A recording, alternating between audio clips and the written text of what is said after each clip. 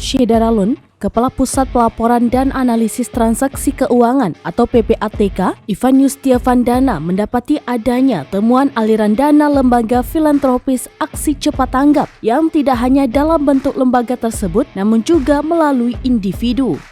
PPATK juga mengindikasi individu tersebut melakukan transaksi ke sejumlah negara-negara yang beresiko tinggi. Transaksi itu dilakukan sejak 2 tahun dengan nominal transaksi mencapai 1,7 miliar rupiah.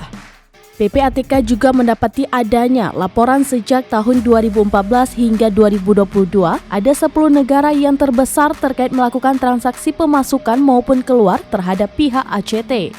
PPATK melihat ada lebih dari 2.000 kali pemasukan dari entitas asing ke Yayasan ACT dengan angkanya di atas 64 miliar rupiah. Setidaknya ada 10 negara besar yang terdeteksi dalam aliran dana ACT, antara lain Jepang, Turki, Inggris, Malaysia, Singapura, Amerika, Jerman, Hong Kong, Australia, dan Belanda, di mana ada transaksi dengan angka tertinggi sebesar 20 miliar rupiah. PPATK melihat transaksi yang dilakukan yayasan kepada pihak tertentu yang apabila dipatok pada 700 juta rupiah ke atas, maka ada sekitar 16 pihak luar negeri baik individu ataupun lembaga asing yang menerima aliran dana dari ACT.